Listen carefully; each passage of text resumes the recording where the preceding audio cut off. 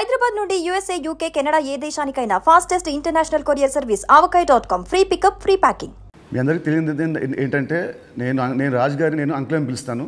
ఎందుకంటే నేను 8th 9th class ఉన్నప్పుడు మా నాన్నగారు రాజు గారు కలిసి సినిమాలు చేసేవాళ్ళు. అలా తీసిన ఒక సినిమా తొలి ప్రేమ. సో అప్పుడు సినిమా రిలీజ్ అయిన ఫస్ట్ డే హిట్ తర్వాత మా అందరము ట్రైన్లో వెళ్ళాము తిరుపతి. అప్పుడు అక్కడ మా ఇద్దరు కొంచెం బాండ్ ఏర్పడింది. ఆ తర్వాత వచ్చాక నేను కాలేజ్ బంక్ కొట్టిన వల్ల నేను ఇలాగ దొరికిపోతుండేవాడిని. ఒక ఇన్సిడెంట్ ఇంకా నాకు బాగా గుర్తుంది. సంజయ్ థియేటర్ బయట రోడ్లో మీరు ఇటు సైడ్ వస్తున్నారు కార్లో, నేను ఇటు సైడ్ ఒక బైక్లో వెళ్తున్నాను. సినిమాలో ఒక హీరో హీరోయిన్ చూసినట్టు లుక్స్, అంత బిజీ రోడ్లో ట్రాఫిక్లో మీరు నన్ను చూడడం, నేను మిమ్మల్ని చూడడం చూసి నేను భయపడిపోయి మీకు కాల్ చేసి అంకుల్ ఇంట్లో చెప్పకుండా చెప్పడము, థ్యాంక్ యూ మీ ఇంట్లో చెప్పలేదు, మీరు చెప్పుంటే అప్పుడు నాకు పగిలిపోయి ఉండేది.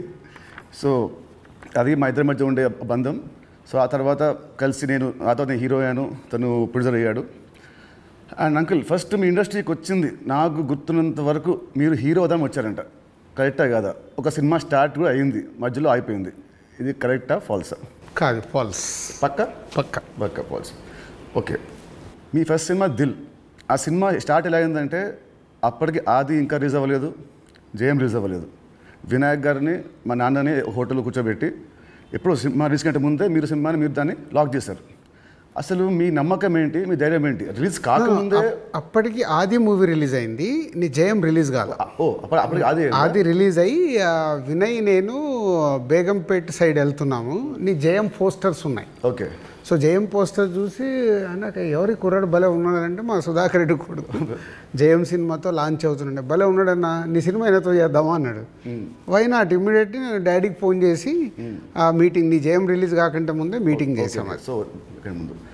సో దిల్తో మీ పేరు దిల్ రాజుగా అయింది. సో మీ ఫీలింగ్ ఏంటి? వినాయక్ గారు మేము మీకు ఇచ్చాం మా పేరు, లేదంటే మీ డబ్బులు పెట్టి మీరు మాకు హిట్ ఇచ్చారు కాబట్టి సొంత పేరు మీరు పెట్టుకున్నారా? అంటే జనాలు ఇచ్చారు అది. పోతే నీకు గుర్తుందో లేదో, ఆ దిల్ టైటిల్ మన దగ్గర లేకుంటే దిల్ పెడదామని నితిన్ అడిగినప్పుడు బూరుపల్లి శివరామకృష్ణ గారి దగ్గర ఆ టైటిల్ ఉంది.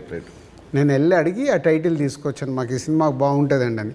So thanks to Burupalli Sivaramakrishna గారు ఆ టైటిల్ ఇవ్వడం వల్ల అది దిల్ రాజు అనేది బ్రాండ్ అయిపోయింది, ట్యాగ్ అయిపోయింది.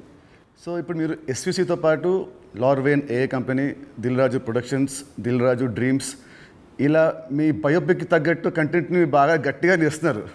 So next Dil Raju directs అని చూడొచ్చా? లేదు.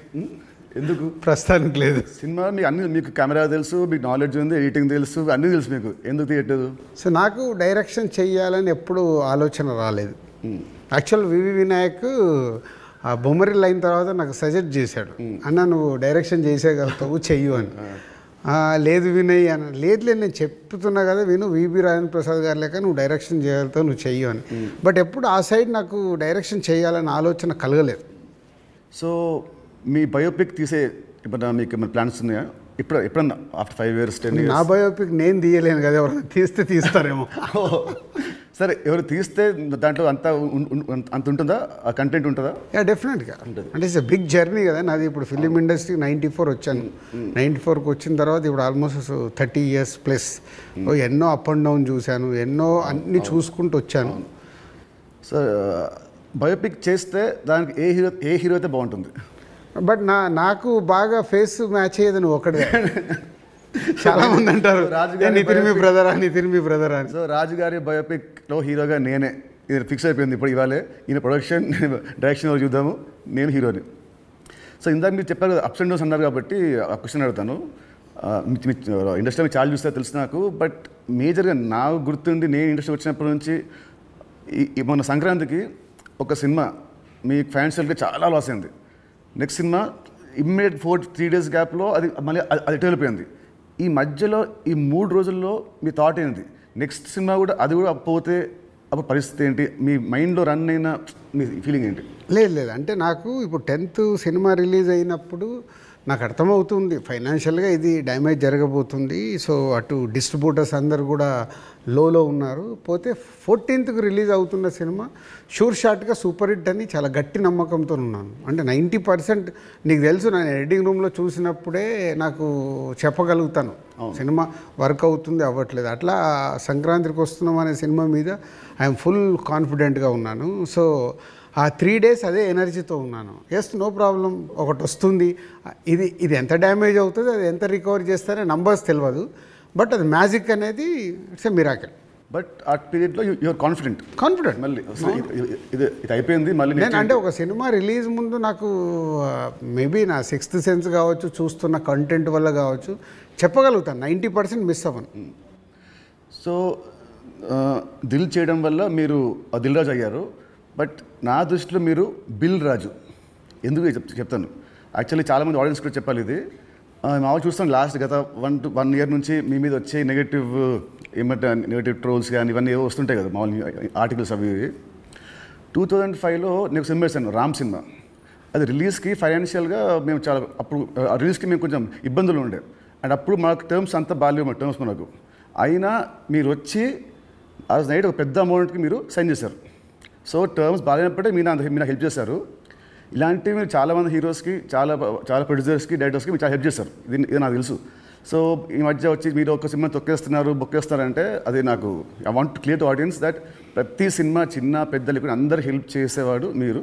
అండ్ దీంట్లో చాలా డబ్బులు మీకు చాలామంది వెనక్కి మీకు ఇచ్చారు లేరు కూడా నాకు తెలియదు.